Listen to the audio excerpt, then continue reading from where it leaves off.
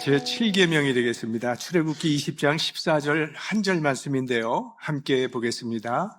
간음하지 말지니라. 성경은 하나님은 사랑이라고 말을 합니다. 하나님께서 우리 인간을 창조하신 것도요, 사랑 때문이고, 또 하나님께서 가정을 세우신 것도 사랑 때문입니다. 하나님께서 남자와 여자를 창조하시고 서로 사랑하면서 한 몸을 이루어 살아가라고 말씀을 하셨습니다. 이 제7계명은 바로 이 결혼이라고 하는 거룩한 질서를 지키라고 하는 하나님의 명령입니다. 근데 사람들은 이 사랑과 욕망을 쉽게 혼동하죠. 그러나 사랑과 욕망은 분명히 다릅니다. 사랑은 상대를 위해서 자신을 내어주는 것이고, 욕망은 상대를 이용해서 자신의 만족을 얻으려는 것이죠. 사랑은 끝까지 책임을 지지만 욕망은 책임을 회피하는 겁니다. 사랑은 약속을 지키지만 욕망은 순간의 즐거움만을 추구하는 것이죠. 그래서 하나님께서는 우리가 욕망에 끌려서 살지 말고 사랑 안에서 서로를 책임지면서 살아가도록 결혼이라고 하는 울타리를 허락해 주신 것입니다. 또 세상은 사랑을 감정이라고 말을 해요. 그래서 감정이 식으면 사랑도 끝났다고 생각을 하는데, 그러나 성경이 말하는 사랑은 단순히 감정이 아닙니다. 성경이 말하는 사랑이란 하나님 앞에서 맺은 언약을 끝까지 지키려고 하는 의지며 헌신이라고 말을 하죠. 그러니까 결혼은 단순히 사랑에 빠진 두 사람이 살아가는 것이, 함께 살아가는 것이 아니라 하나님 앞에서 맺은 언약을 지켜내는 삶의 과정이라는 거예요. 그런데 이 언약을 깨뜨리는 치명적인 죄가 간음입니다. 이 간음은 배우자에게 돌이킬 수 없는 깊은 상처를 내는 것이고, 우리 자녀들의 삶을 흔드는 것일 뿐만이 아니라 우리의 가정을 무너뜨리는 심각한 죄입니다. 그래서 이 가정을 보호해 주시기 위해서 하나님께서 우리에게 주신 것이 이 제7계명이에요. 자, 지난 시간에 우리가 살인하지 말라라고 하는 계명을 살펴봤는데, 예수님께서는 사실 이거 살인하지 말라, 또 오늘 나오는 이 계명까지도 산상수훈에서 이미 우리들에게 해석해 주신 그런 말씀입니다. 자, 살인에 대해서 예수님께서는 마음과 연결을 시켜서 마음으로 미워하는 것도 살인이라고 말씀하셨어요.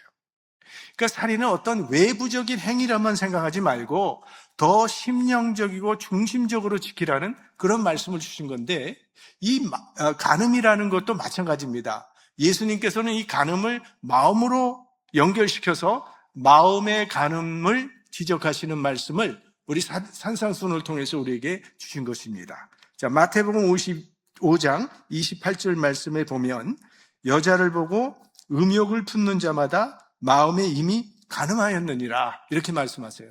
그러니까 마음의 간음도 간음의 영역에 속한다는 말씀이에요. 왜냐하면요, 죄는 대개 마음에서 시작되기 때문이에요. 근데 이 말씀은 우리가 이성을 보면서 참 아름답다고 생각하는 것이 간음이라는 그런 말씀은 아닙니다. 하나님께서 세상을 창조하신 후에 보시기에 좋았다라고 말씀을 하셨어요. 그러니까 하나님께서 세상을 아름답게 창조하셨다는 것이죠. 그리고 그 아름다움이라고 하는 것은 하나님께서 추구하시는 선 가운데 하나입니다. 하나님의 형상을 받은 인간도 그래서 아름다움을 추구하는 것이고 아름다움을 좋아하는 거예요. 그래서 우리가 이성을 바라보면서 참 아름답다라고 느끼는 그것은 자연스러운 것이죠. 그러나 이성을 아름답게 보는 것과 음욕을 품고 보는 것과는 다르다는 것을 우리는 알고 있습니다. 마틴 루터는 이것에 대해서 얘기를 했죠. 유명한 말이죠. 새가 내 머리 위에 날아가는 것은 막을 수 없지만 그 새가 머리 위에 둥지를 트는 것은 막아야 한다, 이런 말씀을 했습니다. 그러니까 생각이 스쳐가는 것은 어쩔 수가 없다는 거예요. 그러나 그 불순한 생각이 우리 마음의 자리를 잡고 둥지를 틀게는 허용해서는 안 된다는 얘기죠. 그러니까 그 이성을 향한 불순한 정욕을 우리 마음속에 그대로 방치해서는 안 된다는 그런 말씀입니다. 자, 지금 우리가 여러 가지 현대 문명을 누리고 살고 있는데요. 이런 현대 문명을 가능하게 한 원동력 중에 가장 큰 이유 중에 하나가 전 상상력이라고 생각을 해요. 우리가 과거에 만화를 보면서 혹은 공상과학 영화를 보면서 참 신기한 일들을 많이 봤는데요. 그런 것들이 지금 현실이 되어버렸잖아요. 우리는 집에서 밖으로 나가지 않아도 모든 원하는 정보를 인터넷을 통해서 알 수가 있고요. 또 물건 사는 것도 뭐 집에서 오더하면 그냥 받을 수 있고, 이제는 은행에 안 가잖아요. 다 인터넷으로 온라인 뱅킹을 한단 말이죠. 지구 반대편에 살고 있는 친구들과 얼굴과 얼굴을 맞대고 영상통화를 하고 막 우주를 탐사하는 이 모든 것들이 사실은 오래전에 우리 작가들이 펼쳤던 그 상상의 것들이 지금 현실이 된 것임을 우리가 부인할 수 없어요. 그러니까 상상력이 창조적으로 사용된다면 이건 굉장히 삶을 풍요롭게 하는 위대한 능력이 될 수 있는 반면에, 파괴적으로 사용되면 이건 우리 인류를, 또 우리 인간의 그 인생을 파멸로 몰고 갈 수도 있는 그런 파괴적인 힘이 있다는 거죠. 모든 것이 마음으로부터 시작되기 때문에 마음이 중요한 것이고, 사실 마음이 가는 대로 우리 행동이 따라가기 때문에 마음을 지켜야 하는 것이 대단히 중요하죠. 그래서 우리 잠언 4장 23절에 보면 같이 볼까요? 무릇 지킬 만한 것보다 더욱 네 마음을 지키라. 생명의 근원이 이에서 남이니라. 그러니까 우리의 마음은 전쟁터잖아요. 우리 마음에서 끊임없이 선과 악이 싸우고 있습니다. 그래서 결국은 마음의 전쟁에서 이겨야 승리자가 될 수 있는데요. 여러분, 제가 한 가지 질문을 드려볼게요. 우리가 알면서 짓는 죄가 더 많을까요? 몰라서 짓는 죄가 더 많을까요? 네. 우리가 보통 주일날 기도할 때 보면, 하나님, 우리가 지난 주간에도 주님의 뜻대로 살지 못한 것을 용서하여 주옵소서라고 기도를 해요. 주님의 뜻대로 살지 못했다는 건 뭐예요? 주님의 뜻을 알매도 불구하고 그대로 살지 못했다는 거 아니에요. 알면서 지은 죄를 고백하는 거지, 제가 몰라서 이런 죄를 지었습니다라고 고백하는 기도는 거의 없습니다. 그러니까 주님의 뜻을 알면서도 우리가 죄를 짓는다는 그런 얘기인데, 주님의 뜻에 순종하느냐 불순종하느냐, 이게 거의 우리 마음에서 알면서도 이 마음에서 결정난다는 거잖아요. 다 알면서 그렇게 한다는 그런 뜻이거든요. 그러니까 전쟁의 승패는 사실은 이미 마음에서 결정나는 거예요. 마음에서 결단하기에 따라 죄에서 이길 수도 있는 것이고, 마음이 이미 지고 들어가면 죄에 지게 되는 거죠. 그래서 마음을 잘 지키는 것이 우리 삶을 지키는 길이 되는 거예요. 그래서 예수님께서는 이 마음을 지키기 위해서 우리에게 한 가지 비결을 알려주셨는데, 마음을 잘 지키려면 눈에 파수꾼을 두어야 된다고 말씀하셨죠. 그게 마태복음 우리 산상수훈의 말씀입니다. 함께 보겠습니다. 만일 내 오른눈이 너를 실족해 하거든 빼어내버리라. 자, 왜 이 말씀을 하셨을까요? 마음을 지키려면 눈을 조심해야 한다는 그런 말씀인데요. 눈으로 보는 것이요, 곧 내 마음으로 들어가기 때문이에요. 죄가 우리의 눈을 통해서 들어간다는 그런 말씀입니다. 우리 인류의 조상이 선악과를 따먹는 이야기가 창세기에 나오는데요, 굉장히 시각적으로 표현되어 있습니다. 창세기 3장 6절 같이요. 여자가 그 나무를 본즉 먹음직도 하고 보암직도 하고 지혜롭게 할 만큼 탐스럽기도 한 나무인지라. 이게 다 시각적인 거 아니에요? 보니까 먹음직스럽다 이거예요. 보암직스럽고 지혜롭게 할 만큼 탐스럽게 보였다는 그런 얘기입니다. 그러니까 죄가 눈을 통하여 들어왔다는 그런 말씀이죠. 특히 이 남자들은 시각적인 부분에 약하잖아요. 네. 왜 웃으세요? 나중에 여자도 얘기할 거예요. 남자는 이 시각이 굉장히 강력한 영향력을 끼칩니다. 그래서 눈을 통제하지 못하면 죄에 빠지게 되죠. 그렇게 하나님이 기뻐하시던 다윗이 간음하게 된 게 어디서부터 시작됐어요? 밧세바가 목욕하는 것을 보면서 시작된 거 아니에요. 성경의 많은 인물 중에 이 눈을 통제하지 못해서 실패한 대표적인 인물이 있습니다. 예? 예, 삼손이에요, 삼손. 삼손은요, 이 사사기를 읽어보면 이 눈 때문에 실패한 사람입니다. 자, 사사기 14장 1절 같이요. 삼손이 딥나에 내려가서 거기서 블레셋 딸 중 한 여자를 보고 결혼하겠다 그래서 부모는 왜 이방인이랑 결혼하느냐고 그렇게 반대했음에도 불구하고 그 여자를 보고 거기에 반해서 결혼한 거예요. 그 다음에 사사기 16장 1절 삼손이 가사에 가서 거기서 한 기생을 보고 그에게로 들어갔더니, 여기서도 기생 보고 들어가서 그렇게 됐다는 건데 이 기생이 누구죠? 그 유명한 들릴라예요. 흔히 삼손은 들릴라 때문에 망했다고 말을 하는데 뭐 그것도 부분적으로 틀린 말은 아닙니다. 그러나 삼손이 실패한 가장 큰 원인은요, 들릴라가 아니라 바로 자기 자신 삼손 때문에 삼손은 실패한 거예요. 그는 천하무적의 힘을 소유했음에도 불구하고 자기를 다스릴 만한 힘이 없어서 실패한 사람이죠. 그래서 삼손은 마지막에 어떻게 돼요? 두 눈이 뽑히게 돼요. 자기 스스로 눈을 제어하지 못하니까 하나님께서 뽑히게 하신 거죠. 그리고 두 눈이 뽑히고 나서야 그의 영의 눈이 깨이게 돼요. 그리고 마지막으로 회개하는 마음으로 마지막에 그의 사명을 감당할 수 있었던 거죠.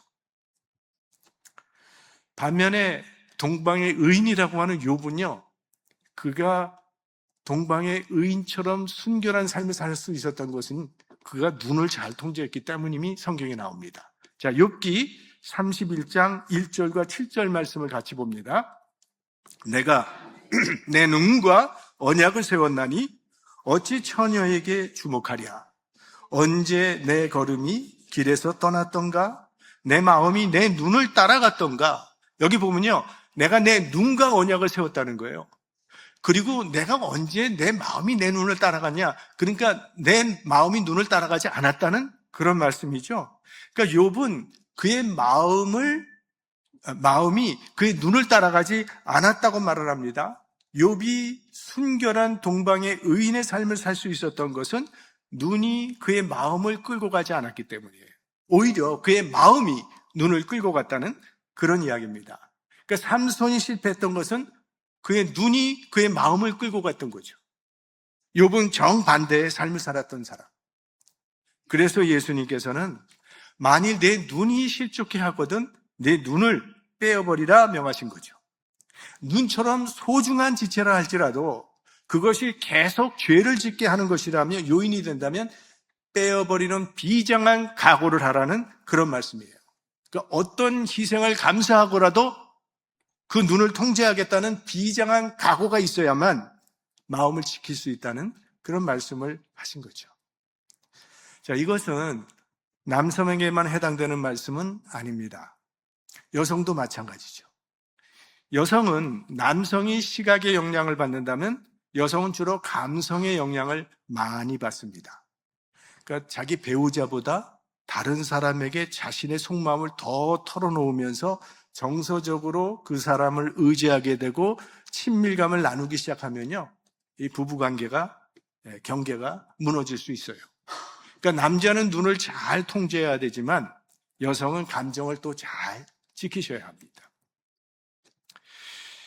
근데 성경에 보시면요, 가늠하다 현장에서 붙잡혀온 여인의 이야기가 요한복음에 나오죠.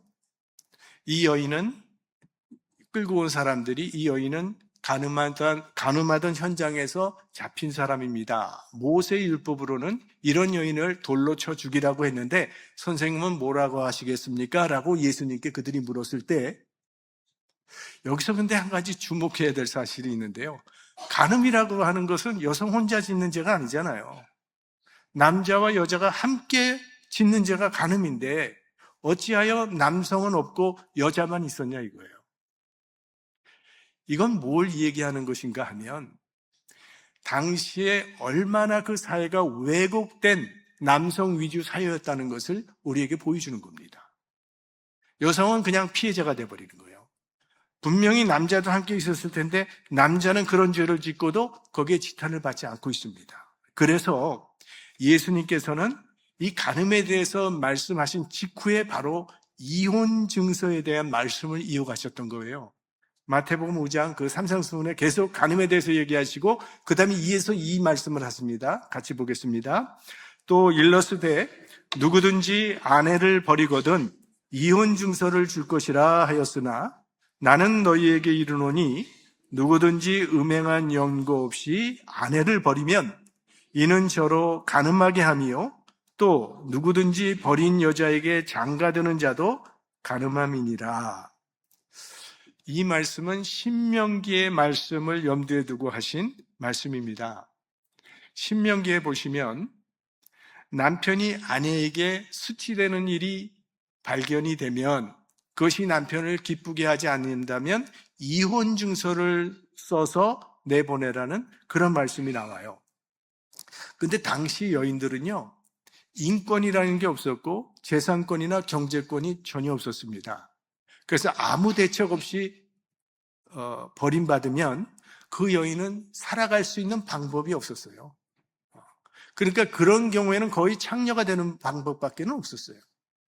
그래서 그런 여자에게는 이혼 증서가 있어야만 다른 사람과 결혼을 할 수 있고 그래서 생계를 유지할 수 있기 때문에 우리 하나님께서 이 이혼 증서를 쓰라라고 말씀하신 것은 철저하게 여성의 인권과 생존권을 보호하기 위한 이 법적인 보호막이었어요. 그러니까 여인들을 위해서 이혼 증서를 써서 내보내야 될 때는 그렇게 내보내라고 했던 거예요. 근데 문제는 예수님 당시에는 어떻게 됐냐면 이 이혼의 근거가 되는 수치되는 일을 어떻게 해석할 것이냐를 가지고 이제 그 유대인에게는 유명한 두 학파가 있습니다. 하나는 아주 보수적인 샴마이 학파라는 학파가 있고 또 굉장히 좀 진보적인 힐렐 학파라는 학파가 있어요. 근데 이 샴마이 학파에서는 이걸 아주 보수적으로 해석을 해서 이거는 간음만 이혼에 해당될 수 있는 것이다 라고 그렇게 해석을 했고요. 힐렐 학파에서는 굉장히 광범위하게 해석을 했습니다. 그러니까 무엇이 남편에게 수치되는 일이냐 할 때 여자가 밥을 태웠다든지 남자가 밥을 먹는데 돌을 씹는다든지 웃기는 일이죠 지금은. 그러나 그때는 그런 게 심각했어요. 그러니까 남편의 기분이 상하기만 해도 수치되는 일로 얼마든지 삼을 수가 있었던 거예요. 그래서 본래는 여성의 생존권을 지키기 위해서 이혼 증서를 만들어주라고 하신 그 제도가 예수님 당시에는 완전히 남발이 되어서 남자가 자기 아내를 버리고 새 아내를 취할 수 있는 그런 면허증, 이 라이센스처럼 돼버렸다는 거예요. 그래서 예수님께서는 바로 이런 점을 지적하시면서 음행한 연고가 아니면 절대로 아내를 내보낼 수 없다. 음행한 연고 없이 내보내는 것 그 자체가 아내로 하여금 간음하게 만드는 죄라고 말씀하신 거예요. 그러니까 이 제7계명은요. 남성 위주 사회에서 연약한 여인들을 보호하고 가정을 지키기 위해서 주신 그런 법입니다. 이 간음이라고 하는 죄는 굉장히 파괴적인 그런 결과를 가져옵니다. 무엇보다 먼저 자신을 파괴해요. 자, 우리 하나님을 믿는 사람들은 주님과 연합해서 하나가 되었습니다. 그러니까 우리 몸은 하나님이 거하시는 성전이라고 했어요. 성령 하나님이 우리 안에 거하시는 성전이란 말이에요. 그렇기 때문에 우리 몸을 죄에 내어준다고 하는 것은 우리 몸뿐만이 아니라 우리 영혼에도 심각한 손상을 입히는 거예요. 고린도전서 6장 18절에 사도 바울은 특별히 간음죄에 대해서 굉장히 심각한 말씀을 했습니다. 한번 볼게요. 같이. 음행을 피하라. 사람이 범하는 죄마다 몸 밖에 있거니와 음행하는 자는 자기 몸에게 죄를 범하느니라. 자기 몸에게 죄를 범하느니라. 이걸 정확하게 해석을 하면요. 자기 몸속에 이 죄를 범하느니라 라는 그런 뜻입니다. 이게 무슨 뜻일까요? 여러분, 이 도둑질이라든지 폭력과 같은 이런 죄는요, 우리 몸을 도구로 사용하는 그런 죄예요. 그런데 이 성적 결합이라고 하는 것은 둘이 한 몸이 되는 행위예요. 그러니까 몸과 몸이 연합되는 것이기 때문에 이 죄는요, 우리 몸의 정체성을 왜곡시키는 거예요. 나라는 존재 자체가 잘못된 연합 가운데 들어가 버린다는 거예요. 그래서 몸 밖에 있는 다른 죄들과는 질적으로 다른 거예요. 그래서 이 죄는 우리의 정체성을 파괴하는 참담한 결과를 가져온다는 거예요. 그 다음에 가정을 파괴하죠. 히브리서 13장 4절 같이 봅니다. 모든 사람은 혼인을 귀히 여기고 침소를 더럽히지 않게 하라. 결혼은 한 남자와 한 여자가 하나님의 뜻을 따라서 하나님 안에서 한 쌍의 부부가 되는 것이 결혼이에요. 근데 간음은 이 결혼의 순결함을 깨뜨리는 거예요. 부부 사이의 신뢰를 무너뜨리고 결국은 가정을 파탄으로 몰고 가는 결과를 가져온다는 거예요. 뿐만 아니라 사회를 파괴합니다. 어떤 기독교 윤리학자는요, 이 간음은 개인적인 범죄를 넘어서 사회적인 범죄라고 그렇게 규정을 했어요.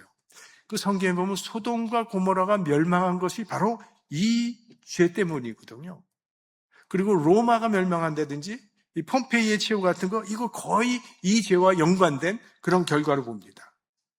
한 사회가 몰락하기 전에 나타나는 현상 중에 하나가 이 성적인 타락이에요. 그래서 이 죄는 가정의 붕괴를 가져오는데, 이 가정이라는 것은 사회의 기본 단위거든요. 그러니까 가정이 붕괴된다는 것은 결국 사회가 붕괴되는 것이죠. 사회의 기반을 무너뜨리는 거예요. 그래서 간음은 사회와 공동체를 변들게 하는 사회적인 죄가 됩니다. 그리고 하나님과의 관계를 파괴하죠. 자, 우리 에베소서 5장 31절 32절입니다. 이러므로 사람이 부모를 떠나 그 아내와 합하여 그 둘이 한 육체가 될지니 이 비밀이 크도다. 내가 그리스도와 교회에 대하여 말하노라. 여기 보면 부부가 하나 되는 것이 그리스도와 교회가 하나 되는 비밀, 신비라고 말하는데요. 교회라는 것은 오늘 우리가 찬양할 때도 얘기했지만 우리가 움직이는 교회라고 그러잖아요. 교회는 우리를 이야기하는 거거든요. 그러니까 그리스도와 교회의 신비는 하나님과 우리가 하나 되는 신비를 상징하는 거예요. 하나님과 우리가 하나됨을 상징하는 것이 바로 부부가 하나됨의 상징이라고 그렇게 말씀을 합니다. 그러니까 부부의 하나됨이 하나님과 우리의 하나됨을 상징한다면 부부의 하나됨을 깨버리는 것은 곧 하나님과 우리의 관계를 파괴하는 결과를 가져오게 되는 거죠. 그러니까 하나님과의 관계도 파괴한다는 거예요. 자, 이렇게 파괴적인, 정말 엄청난 파괴적인 결과를 가져오는 것이 바로 이 간음이라고 하는 죄인데, 십계명은 이거에 대해서 아주 간단하게 말씀한다 이거예요. 그냥 간음하지 말지니라. 그냥 이 말씀만 하고 다른 부연 설명이 없어요. 왜 그런가? 이 아서 핑크라고 하는 목사님이 이렇게 얘기를 했어요.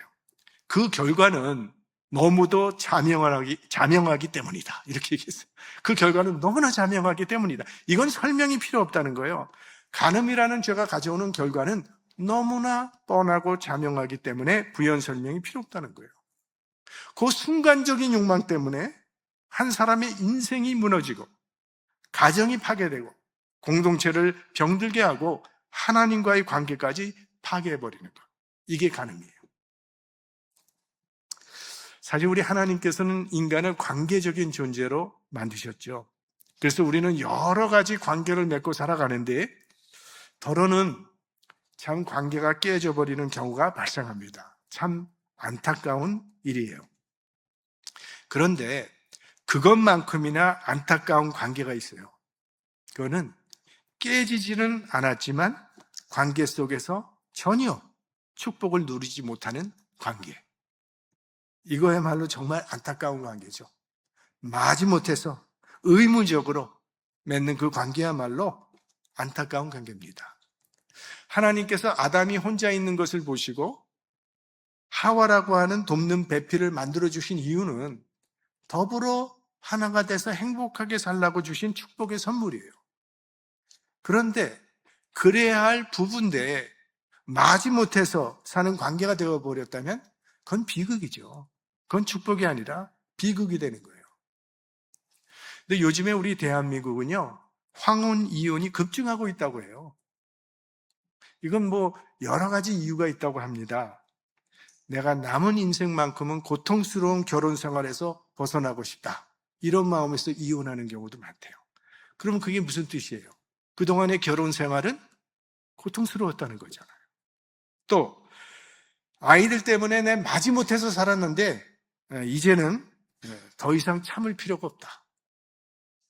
또 이 남편이 은퇴하더니 온종일 집에 있으면서 이게 삼식이가 되어버리니까 꼴 보기 싫어서 이혼하겠다라는 이런 것도 있다는 거예요. 아이들 때문에 마지못해 살고 남들의 이목 때문에 마지못해서 유지되는 그런 관계라면 그건 무거운 짐이죠. 그건 절대 하나님이 원하시는 관계가 아닐 겁니다. 여러분, 1981년도에 찰스 왕세자와 다이애나의 결혼식은요, 전 세계로 방송이 되면서 세계인들의 축복을 받는 정말 세기의 결혼식이었습니다. 그런데 가정 불화로 다이애나 비는 결국 비극적인 죽음을 맞이하게 됐습니다. 가정에서 평안을 얻지 못하면 절대로 행복하게 사는 것이 아니죠. 문제가 주로 어디서 발생하느냐? 내 남편은 내가 쉴 곳이 되지 못한다고 느낄 때, 혹은 내 아내는 내가 쉴 곳이 못 된다고 느낄 때, 그때 문제가 생기는 거죠. 가정에서 체험을 받지 못하게 되면 다른 곳에서 찾기 때문에. 그래서 이 7계명을 지키는 길은요, 행복한 가정을 세우기 위해서 부부가 책임 있는 노력을 하는 거예요. 왜? 하나님께서 바라시는 것은 우리들이 하나님이 세워주신 그 신성한 제도인 결혼 안에서 행복하게 사는 거죠. 사실 가정이라고 하는 것은요, 예수 그리스도의 제자됨을 배우고 실천하는 장소입니다.